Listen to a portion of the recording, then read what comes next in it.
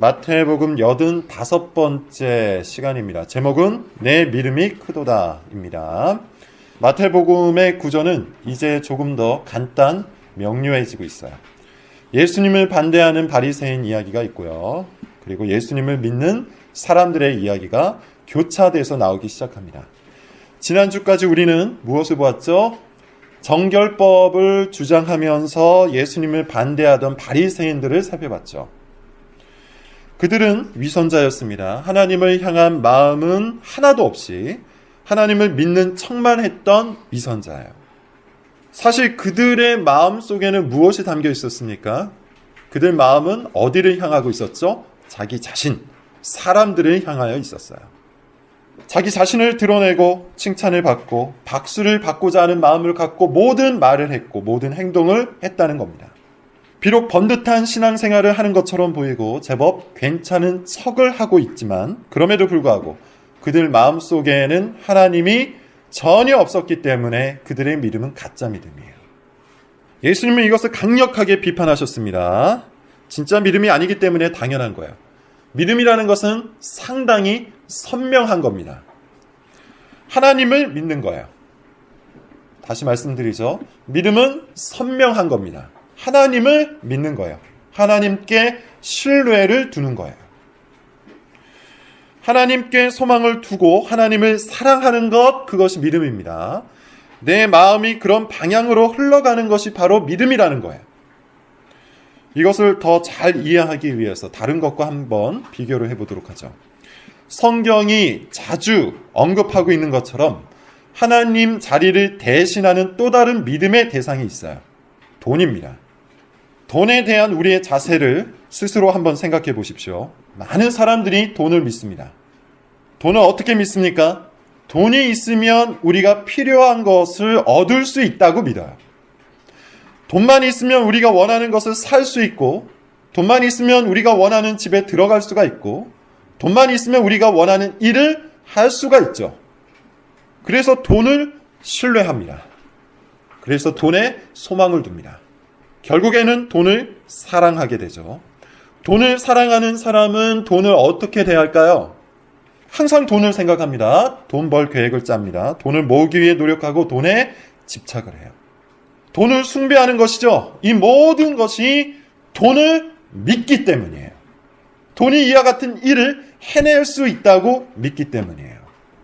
돈으로 나의 미래를 살 수 있고 돈으로 오늘의 안전을 살 수 있다고 믿기 때문에 이와 같이 돈을 숭배하는 겁니다.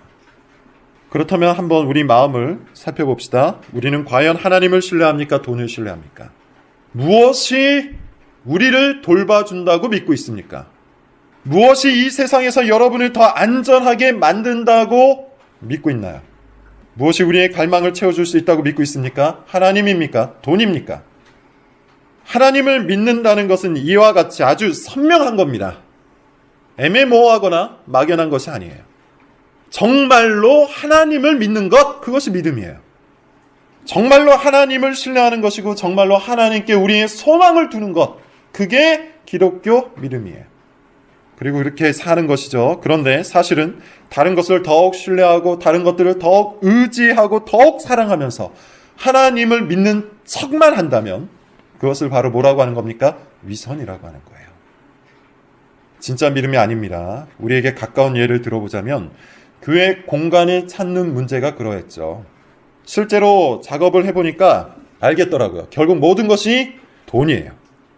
좋은 곳은 비쌉니다. 바꾸어 말하면 돈만 있으면 얼마든지 좋은 곳에 들어갈 수가 있어요. 그게 현실이에요. 계속해서 그런 것을 보다 보니까 제 마음속에도 그런 생각이 들더군요. 야, 돈만 있으면 정말 좋겠다. 이런 곳에서 예배를 드리면 참 좋겠다. 여기로 들어가면 모든 성도들이 다 좋아하겠다. 결국 돈이구나. 잘 안 찾아질 때마다 이런 생각이 들었어요. 요즘에는 실내 공사를 위해서 견적을 내다 보니 또 비슷한 생각이 듭니다. 돈만 있으면 정말 예쁘고 좋게 잘 꾸밀 수 있겠다. 사실 이것이 현실입니다. 그러나 여러분, 기독교 신앙은 현실을 무시하지는 않아요. 그렇지만 현실 너머의 세상을 바라보는 게 기독교 신앙이에요. 다시 말하자면 돈이 지배하는 현실이 아니라 모든 것을 지배하시는 하나님께 소망을 두는 것이 기독교 신앙이에요. 그러므로 우리는 그 어떠한 상황에서도 하나님을 믿어야 합니다. 교회 공간을 찾는 문제 앞에서도 하나님을 믿어야 합니다. 교회를 세워나가는 지금 이 순간에도 하나님을 믿어야 합니다. 이것은 여러분 개인의 삶에도 똑같이 적용이 되죠. 돈이 현실을 지배해요. 그렇다고 해서 돈을 믿고 돈을 신뢰하고 돈에 소망을 두고 산다면 그것은 기독교 신앙을 갖고 사는 것이 아니에요. 우리는 모든 상황에서 하나님의 실질적인 도우심을 믿어야 합니다. 여러분 개인에게 어떤 문제가 있습니까? 건강의 문제를 안고 있는 사람이 있습니까? 하나님께서 실질적으로 도울 수 있다는 사실을 믿어야 합니다. 그것이 기적적인 치유가 되었든 좋은 의사를 만나게 하는 일이 되었든 마음속에 새로운 의지를 주시는 일이 되었든 어찌 되었든 간에 하나님께서는 우리의 건강 회복을 위해 실질적으로 도우시는 분이에요. 이것을 믿는 사람만 하나님께 기도할 수 있어요. 결혼에 문제가 있습니까? 마찬가지입니다. 모든 부분에서 결혼과 관련된 모든 부분에서 하나님께서 우리를 실질적으로 도우신다는 사실을 믿으셔야 돼요. 배우자를 만나는 일, 현재 만나고 있는 사람과 갈등을 풀어내는 일, 부모님과의 관계, 결혼을 위한 작은 문제 등등 모든 부분에서 하나님께서 우리를 도우십니다. 가정 안에 문제가 있습니까? 마찬가지예요. 하나님께서는 구체적으로 우리의 가정을 도우시는 분이에요. 자녀를 낳고 자녀를 양육하는 그 문제 앞에서도 하나님께서는 구체적이고 실질적이며 현실적인 도움을 주시는 분이에요. 이것을 믿을 수 없다면 사실 우리는 하나님을 믿는 것이 아니에요. 배우자와의 문제, 재정의 문제, 이런저런 모든 문제들을 하나님께서 실질적으로 도우시는 분이라는 것을 믿을 때에만 그분께 간청할 수 있어요. 우리 영혼의 문제만이 아니라 우리 현실의 문제도 하나님은 우리를 도우실 수 있는 분이에요. 도우시는 분이에요. 그래서 그분이 우리의 아버지가 되신다는 것이죠. 하나님께서 우리의 아버지가 되심으로 우리를 항상 돌보신다는 그 사실, 우리를 세세하게 도우신다는 그 사실, 우리를 구체적으로 책임지신다는 그 사실, 이 사실을 믿는 것만이 진짜 믿음입니다. 앞서 바리새인의 거짓 믿음을 폭로하셨던 예수님은 이번에는 진짜 믿음을 드러내시고 칭찬해 주시는데요. 마태는 이런 구조를 통해서 첫 번째 독자였던 누구? 유대인들에게 참된 무엇인지를 가르치고 있는 겁니다. 우리 역시도 이런 구조를 유념하면서 함께 잘 들어봐야겠죠. 본문 21절 읽어봅시다. 자, 시작. 예수께서 거기서 나가사 두로와 거기서 나가사, 거기가 어딜까요? 게네사렛 지방입니다. 베드로의 집이 있는 곳이에요.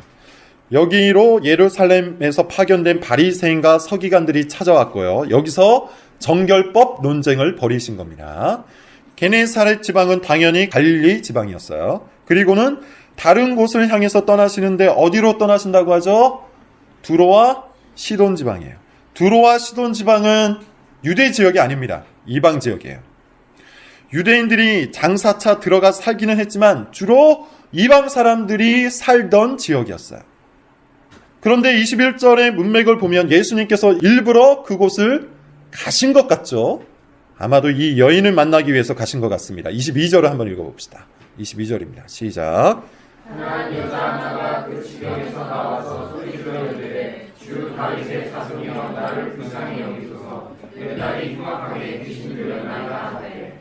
두로와 시돈 지방을 돌아다니시던 예수님께 가나안 여자 한 명이 찾아옵니다. 지금 유대인들이 살던 곳이 원래는 가나안 지역이었죠. 현재 유대인들이 살고 있던 바로 그 지역은 원래는 가나안 지역이었어요. 당시에는 그 근처에 사는 모든 이방 사람들을 통칭하여 가나안 사람이라고 말했습니다. 어찌되었든 이 여인은 가나안 여인이에요. 이 여자 한 명이 예수님께 찾아오면서 사건이 시작되는데 세 가지를 먼저 이야기해요. 다 의미가 있습니다. 첫 번째, 이 여인이 예수님을 뭐라고 부릅니까? 주 다윗의 자손이요. 주 다윗의 자손이요. 여기서 우리는 이 여인이 유대인들의 종교를 얼마간 알고 있었다는 사실을 발견할 수가 있죠. 다윗의 자손이라는 표현은 구약에 등장하는 말이었고 메시아를 기다리고 있었던 유대인들이 사용하던 말이었기 때문이에요. 이 여자는 접경지대에 살고 있었기 때문에 아마 유대 교회에 익숙했던 모양이에요. 두 번째, 이 여인은 예수님께 어떻게 호소를 합니까? 나를 불쌍히 여기소서. 이 역시도 상당히 신학적입니다. 이 여인은 유대인들이 이방 사람들에게 자비를 베풀지 않는다는 사실을 알고 있었어요. 따라서 도움을 얻는다면 그것은 순전히 자비의 행위라는 것도 알고 있었죠. 그래서 불쌍히 여겨달라고 소리를 지른 겁니다. 뿐만 아니라 하나님의 도우심이 자비와 긍휼에 근거하고 있었다는 것도 알고 있었던 거예요. 자, 세 번째, 이 여인은 구체적으로 무엇을 호소합니까? 내 딸이 흉악하게 귀신이 들렸다. 이 호소를 놓고 볼 때 예수님에 대한 소문이 이방 지역까지 퍼진 것 같죠? 여기서 우리는 마태가 유대 사상에 젖어 있는 유대인들에게 온 세상을 향한 예수 그리스도의 복음을 은근히 전파하고 있다는 것을 알 수가 있어요. 자, 중요한 것은 이겁니다. 이 가나안 여자가 예수님을 믿었다는 거예요. 구체적으로 믿었다는 거예요. 실질적인 도움을 얻을 수 있다고 믿었다는 거예요. 예수님을 믿었기 때문에 예수님을 찾아온 겁니다. 예수님을 신뢰했기 때문에 자기의 괴로움을 들고 간청할 수 있었던 거예요. 이 장면은 말만 앞세우던 바리새인의 모습과 비교가 되고 있죠. 앞선 본문에서 바리새인들은 무엇을 주목했습니까? 예수님의 교훈과 예수님의 능력, 예수님의 복음에 주목하지 않았어요. 그들이 주목한 것은 자신들이 세워놓은 규칙뿐이었어요. 그들은 예수님 앞에 나아가서 간청한다는 것이 무엇인지를 전혀 몰랐던 사람들이에요. 그들은 입만 산 사람들입니다. 예수님께 자기의 갈망과 문제와 아픔과 괴로움을 들고 엎드린다는 것이 도무지 무엇인지를 몰랐던 사람들이라는 겁니다. 그들의 눈에는 그저 껄끄러운 것만이 보였을 뿐이에요. 왜 그랬을까요? 왜 바리새인들은 이 이방 여인만도 못한 가짜 믿음을 가지고 있었던 걸까요? 한마디로 교만했기 때문이에요. 마음속에 자기 자신이 꽉 차 있었기 때문에 예수님이 하나도 보이지 않았던 겁니다. 위선자의 마음속에는 어떤 것이 있을까요? 자기 규칙이 있어요. 자기 신념이 있습니다. 자기 경험이 꽉 차 있습니다. 자기 욕망이 가득해요. 자기 계획과 자기 열정과 자기 사랑이 그의 마음을 사로잡고 있어요.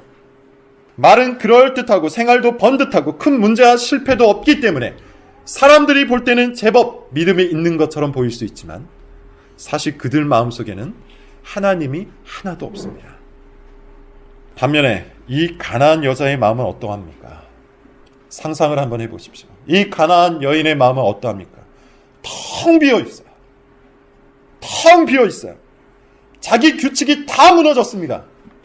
자기 계획이나 열정도 다 사그라들었어요. 생활도 무너졌고 매일매일이 견디기 힘들었을 거예요. 가장 사랑하던 딸이 흉악한 귀신에 사로잡히는 모습을 매 순간마다 봐야 했기 때문이에요. 수단 방법을 가리지 않고 귀신을 쫓아내기 노력했겠죠. 용하다는 사람을 찾아가서 거금을 주고 귀신을 쫓아내려고 했는데 어림도 없었습니다. 딸은 점점 말라가고 이 어머니도 점점 시들어가고 있었어요. 그때 한 가지 소문을 들었습니다. 갈릴리 지방에 놀라운 사람이 나타났다는 겁니다. 그 사람은 다윗의 후손이라는 소문이 돌았는데 무엇보다 놀라운 것은 각종 병을 다 낫게 한다는 것이죠. 특히 귀신 들린 사람도 쫓아낸다는 소문이 놀라웠어요. 소망이 생긴 겁니다. 딱 한 가지 문제라면 그 사람은 유대인이고 자기는 이방인이라는 거예요. 유대인은 이방 지역에 오지도 않을 뿐더러 이방 사람들에게는 결코 자비를 베풀지 않기 때문이죠. 그런데 놀랍게도 그 사람이 자기가 사는 지방에 나타난 겁니다. 놀라운 일들의 연속이죠. 모든 자존심을 내버렸어요. 마음이 텅 비어 있었던 이 여인은 오직 한 가지 생각만을 하게 되었습니다. 예수님께 가자. 예수님께 가자. 예수님께 모든 것을 걸어야겠다. 이 생각 하나만을 갖고 예수님 앞에 달려간 거예요. 이것이 믿음입니다. 이쯤 되면 우리는 예수님께서 일부러 이 지역에 오셨다는 것을 알 수가 있어요. 더 정확히 말하자면 바로 이 여인을 만나기 위해서 지역에 온 겁니다. 왜 그랬을까요? 예수님의 능력이 이방 지역에도 통한다는 것을 알리기 위해, 그리고 무엇보다 참된 믿음은 혈통을 가리지 않는다는 것을 가르치기 위해서요. 참된 믿음은 혈통이나 행위에 달려있지 않습니다. 엄마가 잘 믿는다고 나도 믿음이 좋아지는 게 아니에요. 아내가 믿음이 좋다고 내 믿음도 함께 보장되는 것이 아닙니다. 말 그대로 내 마음속에 하나님을 향한 신뢰가 있을 때 그것을 참된 믿음이라고 하는 거예요. 예수님은 참된 믿음이 어떤 것인지를 보여주기 위해서 이 여인을 시험합니다. 23절을 읽어봅시다. 23절입니다. 자, 시작. 예수는 하나님으로 대답하지 아니하시니 제자들이 와서 청하여 말하되 그 여자가 우리 위에서 소리를 지르니 그를 보내소서. 예수님이 답변을 안 하시죠. 이 본문을 읽는 우리 입장에서는 답답할 노릇입니다. 예수님이 답변을 안 하세요. 이런 적은 한 번도 없었어요. 일부러 대답을 안 하시는 거예요. 그러자 제자들이 찾아와서 이렇게 말해요. 그 여자가 우리 뒤에서 소리를 지르니 제발 그를 보내소서. 무슨 말일까요? 고쳐서 보내주라는 말이 아니에요. 그냥 쫓아내자는 말입니다. 전형적인 유대인의 사고방식이에요. 제자들은 여전히 유대적인 신앙을 갖고 있었기 때문에 예수님의 이 행동을 당연하게 여겼어요. 그래서 왜 저 이방 여인의 간청을 들어주어야 하는지를 하나도 몰랐습니다. 또한 여기서 이 여인이 얼마나 강하게 간청했는지도 알 수가 있는데요. 예수님이 대답을 하지 않자 계속해서 소리를 질렀던 것 같죠? 제자들이 시끄러워서 견딜 수가 없을 만큼 소리를 질렀습니다. 드디어 예수님이 반응을 하세요. 그런데 원하던 반응은 아니에요. 24절입니다. 같이 읽어봅시다. 시작. 예수께서 대답하여 이르시되 나는 이스라엘 시대의 여호와이냐 외에는 다른 데로 보내심을 받지 아니하였노라 하시니. 아주 차갑습니다. 매우 차가운 반응이에요. 유대인의 전형적인 답변이에요. 아마도 이 자리에 바리새인들이 있었으면 예수님의 이 말을 듣고는 그나마 안심했을 거예요. 아무리 그래도 예수님이 유대교의 틀에서 벗어나지는 않는구나, 이렇게 생각하면서 미소를 지었을 겁니다. 또한 이 말씀은 어느 정도의 진리가 있기도 한데요. 하나님께서 그리스도의 복음을 전하는 순서이기도 하죠. 먼저는 유대인에게, 이후에는 이방인에게 복음을 전하는 것이 하나님의 순서예요. 이것은 바울의 전도 순서이기도 했습니다. 하나님은 모든 것을 자기의 뜻을 따라서 질서 있게 이루시는 분이에요. 다만 유대인들이 그리스도의 복음을 거절했기 때문에 본격적으로 이방인에 대한 전도가 시작된 것이죠. 지난 본문과 오늘 본문은 그와 같은 원리를 얼마간 예표하고 있는 본문이에요. 바리새인의 거절, 그리고 가나안 여자에게 전해진 그리스도의 복음, 이 순서가 훗날 사도행전에서 본격적으로 등장을 합니다. 자, 다시 본문으로 넘어와서 예수님의 차가운 반응에도 불구하고 이 여인은 물러나지 않아요. 25절, 26절을 읽어볼게요. 자, 시작. 여자가 와서 예수께 전하며 이르되 주여 저를 도우소서. 대답하여 이르시되 자녀의 떡을 취하여 그들에게 던지니 마땅하지 아니하니라. 지금까지 이 여인은 제자들 뒤편에서 소리를 지르고 있었어요. 그러던 여인이 드디어 예수님 앞에까지 진출을 합니다. 엎드려 절하며 제발 도와달라고 호소를 해요. 그런데 예수님의 대답은 더욱더 과격해졌어요. 자녀의 떡을 취하여 개들에게 던질 수 없다. 여기서 말하는 자녀는 누굽니까? 유대인이에요. 개는 누굽니까? 이방 사람이에요. 가나안 여자예요. 이것이 전형적인 유대인들의 생각이었습니다. 예수님은 유대인의 말을 가지고 이 여인의 믿음을 시험하고 계세요. 그런데 이어지는 이 여인의 말이 굉장히 놀라워요. 27절입니다. 자, 시작. 여자가 이르되 주여 옳소이다마는 개들도 제 주인의 상에서 떨어지는 부스러기를 먹나이다 하니. 얼마나 모욕적입니까? 사람에게 개라니. 예나 지금이나 이 말은 굉장히 모욕적인 말이죠. 그러나 이 여인은 아무렇지도 않게 그 말을 받아요. 이것이 놀라운 거예요. 아무렇지도 않게 개라는 그 말을, 그 모욕적인 언사를 받아요. 자신이 개라는 사실을 인정한 겁니다. 자기의 현실과 자기의 처지를 받아들인 거예요. 그리고는 이렇게 말하죠. 개들도 제 주인의 상에서 떨어지는 부스러기를 먹습니다. 어떻게 이런 말을 할 수 있었을까요? 두 가지인데, 첫째는 너무나도 간절한 소망이 있었기 때문이에요. 그리고 두 번째는 예수님이 그 소망을 들어줄 수 있다는 사실을 믿었기 때문이에요. 이 여인의 말에 예수님조차 놀랍니다. 그리고 이렇게 말씀을 하시죠. 28절 마지막 구절입니다. 같이 읽어볼게요. 시작. 이에 예수께서 대답하여 이르시되 여자여 내 믿음이 크도다. 내 소원대로 되리라 하시니 그때로부터 그의 딸이 나으니라. 자, 지금까지 마태복음을 보면서 마태복음 15장까지의 설교를 들으면서 우리는 몇 개의 믿음을 만났어요. 몇 개의 믿음을 만났습니다. 첫째는 거짓 믿음을 만났죠. 위선적인 믿음이었어요. 계속해서 말하고 있는 것처럼 위선적인 믿음은 마음속에 하나님을 향한 믿음이 하나도 없이 겉만 그럴듯하게 꾸민 믿음을 뜻해요. 이것은 가짜 믿음입니다. 두 번째로 만난 믿음은 양다리 믿음이었어요. 주로 누가 양다리의 믿음을 가지고 있었죠? 무리들이에요. 예수님의 교훈을 좋아합니다. 예수님도 좋아해요. 그래서 예수님을 따라다니기까지 해요. 그런데 마음 한켠에는 또 무엇이 있습니까? 바리새인의 교훈이 있어요. 돈을 좋아하고 평판을 좋아하고 욕망을 좋아하는 바리새인의 교훈이 예수님의 교훈과 함께 마음속에 뒤섞여 있어요. 가능성은 있었지만 여전히 진짜 믿음은 아니에요. 셋째는 작은 믿음이에요. 풍랑을 만난 제자들에게 예수님이 하신 말씀입니다. 작은 믿음은 쉽게 뒤집어지는 믿음이에요. 고난을 만나면 두려워합니다. 시험을 만나면 넘어집니다. 그런 믿음을 작은 믿음이라고 하세요. 그러나 뒤집어지고 넘어지는 그 순간에 예수님을 찾는 믿음이죠.